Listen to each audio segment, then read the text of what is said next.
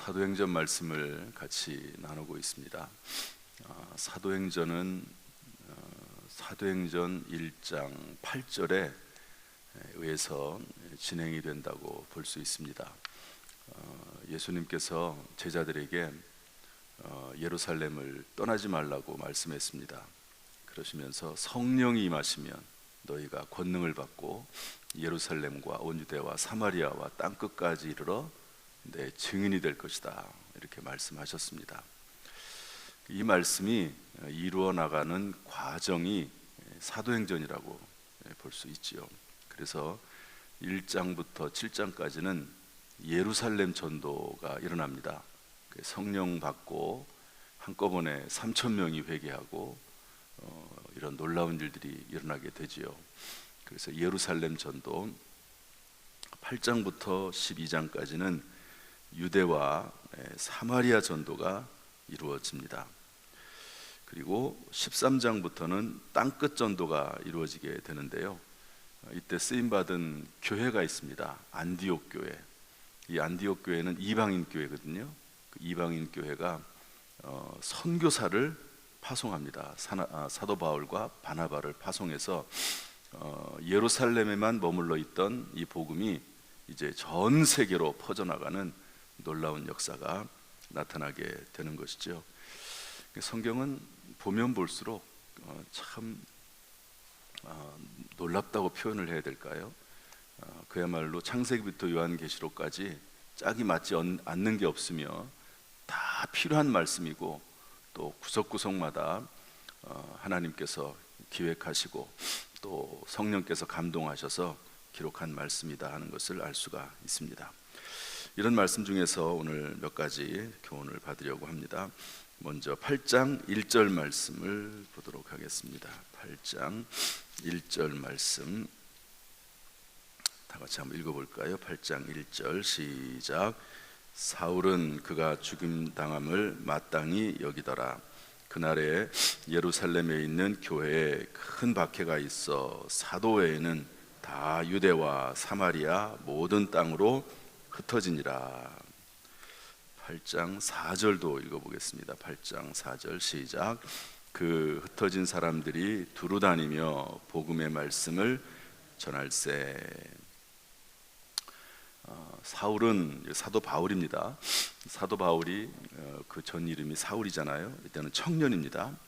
그가 죽임당함을 마땅히 여기더라. 여기서 그가는 누구죠? 스데반입니다. 스데반이 복음을 전하다가 돌에 맞아 죽습니다.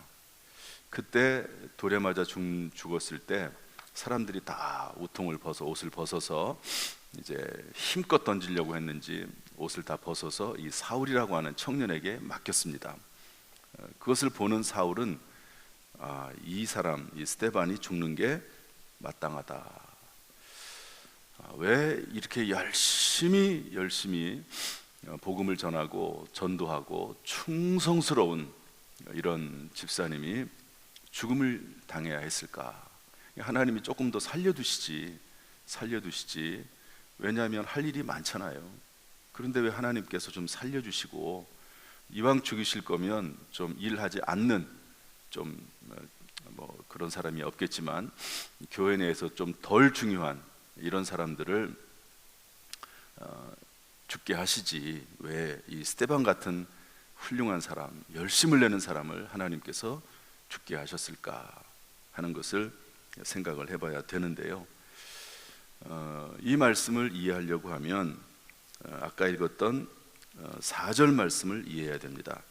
지금까지는 어디에만 복음을 전했냐면 예루살렘에서만 복음을 전한 거예요. 여기까지도, 7장까지도 예루살렘까지만 복음을 전한 겁니다. 그런데 스데반이 죽는 순간, 그 전에 야고보도 죽었거든요. 핍박을 받아서. 근데 그때까지도 아니에요. 사도 야고보가 죽임을 당할 때까지만 해도 그냥 예루살렘에서 복음을 전했습니다. 그런데 스데반이 죽은 다음부터는, 순교한 다음부터는 완전히 양상이 바뀝니다. 그래서 여기 8장 1절 뒷부분에 보면 사도 외에는 그날에 예루살렘에 있는 교회에 큰 박해가 있어 사도 외에는 다 유대와 사마리아 모든 땅으로 흩어졌고요. 그리고 나서 흩어진 사람들이 유대와 사마리아 온 지역에 복음을 전합니다. 이해가 되죠. 이제 비로소 이해가 됩니다. 하나님의 뜻은 어디에 있냐면 사도행전 1장 8절에 있는 것처럼 예루살렘과 온 유대와 사마리아와 땅끝까지 이르러 하나님의 말씀을 증거하는 것이 하나님의 뜻입니다. 이미 선포가 됐습니다. 그런데 예루살렘에서만 하나님 말씀을 증거하지 더 이상 나가지를 않습니다. 나가질 않아요. 그래서 하나님께서는 이런 방법을 쓰셨다고 볼 수가 있는 거죠. 그런데 누군가는 그 역할을 해야 되는데 스데반이라고 하는 사람이 선택이 된 겁니다. 스데반. 누군가는 순교를 당해야 되고 누군가는 죽임을 당해서 그것으로 인해서 박해가 일어나게 되고 그리고 그로 인해서 모든 예루살렘에 사는 성도들이 전 세계로 뿔뿔이 흩어져야 되는 중요한 순간이 왔는데 그 순간에 스데반이 쓰임을 받은 거죠. 인간적으로 볼 때는 순교를 당하는 그런 고난과 어려움과 고통이 있지만 그러나 하나님께서 사용하셨다 하는 것을 알 수가 있습니다. 4절 말씀을 8장 4절 말씀을 보면 스데반의 순교가 이해가 되는 것입니다. 우리가 현재 어떤 일을 만날 수 있습니다. 왜 나에게 이런 일이 생길까? 왜 이런 고통과 고난이 나에게 생길까? 이렇게 하나님 앞에 때때로 원망할 수 있는 일이 종종 있습니다. 그런데 그때는 이해가 안 되던 일들이 시간이 지나면 때가 되면 이해가 되는 경우가 많습니다. 그래서 성경이 항상 기뻐하라, 쉬지 말고 기도해라, 범사에 감사하라 하는 이유가 거기에 있다고 저는 봅니다. 이해가 안 되죠. 그럼에도 불구하고 기도하는 겁니다. 이해가 안 되죠. 그럼에도 불구하고 감사하는 겁니다. 이해가 안 되죠. 그럼에도 불구하고 하나님 앞에 기도하는 거죠. 아무것도 염려하지 말고 오직 모든 일에 기도와 간구로 너희 구할 것을 감사함으로 하나님께 하려라. 그리하면 이 모든 하나님께서 모든 우리에게 마음과 생각을 지키신다고 말씀하고 있습니다. 여러분, 요셉은 17살 때 붙잡혀가서 13년 동안 종살이 옥살이 했습니다. 그것을 어떻게 이해하겠습니까? 이해할 수가 없죠. 13년 동안 왜 고생해야 됩니까? 다윗은 사울 왕에게 쫓겨다니면서 10년 동안 죽을 고생했습니다. 이해가 안 되지요. 그러나 그 시간은 엄청난 시간이었습니다. 요셉은 애굽이라고 하는 최강대국의 언어를 익히고 문화를 익히고 정치를 익히고 모든 것을 배우는 시간이었고요. 다윗은 나중에 왕이 됐을 때 그 왕의 사명을 감당할 수 있도록 철저하게 훈련받고 철저하게 하나님을 의지하는 법을 배우는 없어서는 안 될 그런 시간이었다는 것을 알 수가 있습니다. 우리가 이해가 안 되는 일이 있다 할지라도 실망하거나 낙심하지 말고 오히려 더 하나님 앞에 가까이 나아가는 저와 여러분 될 수 있기를 주님의 이름으로 축복합니다. 세 장씩을 다루다 보니까요, 나눠야 될 말씀들이 참 많습니다. 8장 14절 말씀 보겠습니다. 8장 14절 말씀 꼭 다 읽어보셔야 됩니다. 이해가 안 되더라도 쭉 읽는 가운데 하나님이 그때 나에게 주시는 감동들이 있습니다. 그 말씀 한 구절 받으면 그것으로 성공합니다. 세 장 읽었는데 세 장의 내용을 다 몰라도 상관없어요. 그 중에 성령께서 조명하시는 내용 그 하나만 있어도 충분합니다. 제가 요즘 많이 말씀드리지만 이 김진규 목사님이라고 하는 분, 전직 스님이었던 분, 신약성경 몇 번 읽었다고요? 6번. 그런데 그 중에 이분을 변화시킨 말씀 한 구절, 수고하고 무거운 짐진 자들아 다 내게로 오라 내가 너희를 쉬게 하리라. 한 구절 말씀이 중요한데요, 우리 14절부터 17절 말씀 읽어보겠습니다. 사도행전 8장 14절부터 17절 말씀 다 같이 읽겠습니다. 시작. 예루살렘에 있는 사도들이 사마리아도 하나님의 말씀을 받았다함을 듣고 베드로와 요한을 보내매 그들이 내려가서 그들을 위하여 성령 받기를 기도하니 이는 아직 한 사람에게도 성령 내리신 지 없고 오직 주 예수의 이름으로 세례만 받을 뿐이더라. 이에 두 사도가 그들에게 안수함에 성령을 받는지라. 이 부분은 그냥 쉽게 지나갈 수 있는 구절이 아니고 난해 구절입니다. 성령 받는 거, 예수 믿는 거 어떤 관계가 있는가 하는 건데요. 여기는 사마리아도 하나님의 말씀을 받았다. 여러분, 사마리아가 어떤 지역인가요? 이스라엘 유대인들이 아예 상종하지도 않는, 무시하는, 사람 취급도 하지 않는 그런 사람들이거든요. 아수르가 이 사마리아를 정복할 때 혼혈 정책을 펴가지고 이스라엘 민족과 아수르의 피가 섞여서 이 민족성을 상실한 사람들, 그래서 상종하지 않았던 사람들, 이 사마리아 사람들도 예수를 믿었다는 겁니다. 가고 싶을까요? 가고 싶지 않을까요? 아무리 베드로라고 할지라도 가고 싶은 마음이 없습니다. 그런데 교회가, 예루살렘 교회가 베드로와 요한을 보냈습니다. 사마리아도 글쎄 예수를 믿었대. 우리가 사람 취급하지 않는 그런 사람들도 예수를 믿었대. 한번 가보라고 했더니 사도 베드로와 요한이 가서 봤더니 예수를 믿기는 해요. 예수를 믿긴 하는데 예수의 이름으로 세례만 받을 뿐이고 성령 내리신 일이 없다, 이렇게 되어 있습니다. 여러분, 성령은 언제 받냐면 예수를 믿을 때 받습니다. 그걸 성령의 내주라고 그래요. 여러분, 성령의 충만과 성령의 내주는 다릅니다. 요한계시록 3장 20절 말씀 보면 볼지어다 내가 문 밖에 서서 두드리노니 누구든지 내 음성을 듣고 문을 열면 내가 그에게로 들어가. 여러분, 예수님을 영접을 하면 예수님 내 안에 들어오신대요. 어떻게 예수님 내 안에 들어오십니까? 하나님의 영, 성령으로 들어오는 거거든요.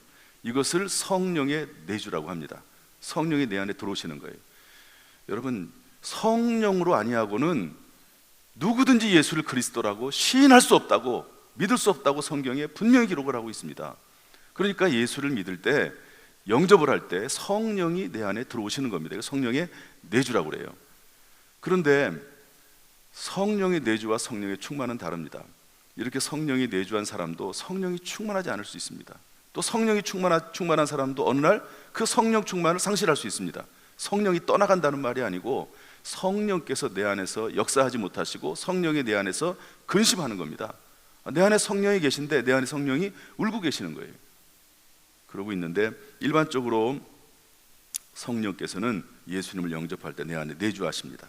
그리고 어느 순간에 성령의 충만함을 경험해서 방언도 하고 예언도 하고 또 신유한사도 가지고 있고 여러 가지 일들을 행하게 되는데요. 이 사마리아는 독특합니다. 예수의 이름으로 세례를 받았는데 성령이 임하지 않았다고 말씀하고 있습니다. 일반적인 흐름과 좀 다른 거죠. 이런 말씀을 이해하려고 하면 자기 스스로 판단하기가 어렵습니다. 여기에 대해서 카리스라고 하는 주석, 아마 우리나라에서는 가장 모든 목사님들이 많이 참고하는 카리스라고 하는 주석이 있는데요. 그 주석이 이렇게 설명을 하고 있습니다. 일반적으로 사도시대에는 예수를 믿는 순간에 성령의 선물을 받았다. 그런데 이들에게는 베드로와 요한이 올 때까지 연장되었다.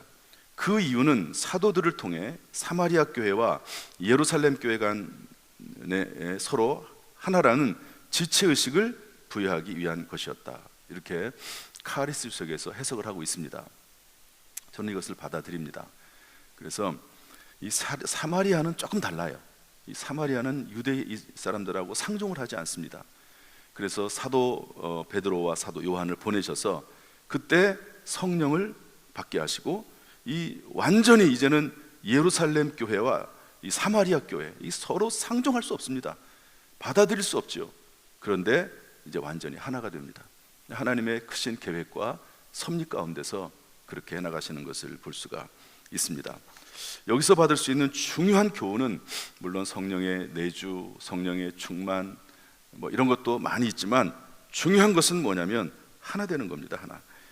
예루살렘 교회와 그 사마리아 교회가 서로 지체의식을 가지고 하나가 되는 거죠. 이 사마리아와 유대 간의 관계를 회복하는 놀라운 역사가 이 사건을 통해서 나타난다는 것을 알 수가 있습니다. 하나님께서 원하시는 것이 무엇인가? 그것은 하나 되는 거죠. 여러분, 교회가 하나 되는 것 하나님이 가장 기뻐하시고 귀하게 여기시는 것인 줄로 믿습니다. 말씀 안에서 하나 되는 거죠. 우리는 지금 이렇게 모든 교단들이 서로 사이좋게 지내고 있습니다. 그런데요, 이게 쉽게 된 게 아닙니다. 역사적으로 엄청난 싸움이 있었습니다. 기본적으로 이 칼빈이라고 하는 장로교의 중심이 되는 칼빈이라고 하는 이 장로교와 감리교 엄청 싸웠습니다. 또 순복음교회, 거기도 이단이라고 해서 엄청나게 싸웠습니다. 전부 나름대로 성경을 해석하는 방법이 달랐어요. 방법이 달랐습니다. 그 당시에는 서로 이단이라고 했습니다. 이단이라고. 그런데 이 웨슬레라고 하는 분이 뭐라고 말을 했냐면, 우리가 서로 성경을 해석하는 방법이 달라서 조금씩 다르다. 형제간에 서로 차이가 있듯이 똑같은 어머니의 배에서 나왔어 똑같이 어머니의 배에 나왔어도 서로 차이가 있듯이 다르다. 성경을 해석하는 방식에 따라서. 그러나 우리가 예수 그리스도를 믿는 것은 똑같지 않냐. 예수 그리스도를 우리의 주님으로 섬기는 것은 똑같지 않냐. 이러면서 그리스도 안에서, 예수 그리스도를 믿는 믿음 안에서 우리가 하나가 될 수 있다. 이런 얘기들을 끊임없이 했습니다. 지금은 교단 간에 서로 여전히 그 교단 간의 차이는 남아 있습니다. 그럼에도 불구하고 교단이 연합을 하지요. 그러니까 제가 기독교연합회에서 회장을 하고 있습니다. 성결교단이죠. 그 안에는 장로교단도 있고 감리교단도 있고 순복음도 있고 다 있습니다. 연합 일을 하는 거죠. 그리스도 예수 안에서. 그래서 각자 인정을 해줘요. 각자 자기가 성경을 해석하는 방식을 다 인정을 해줍니다. 그런데 요즘은요, 교단들도요, 담임 목회자에 따라서 교단의 색깔이 거의 없습니다. 무엇을 그 당시에 담임 목사가 강조하느냐, 그에 따라서 교회의 모습이나 분위기가 이렇게 정해지는 것을 볼 수가 있습니다.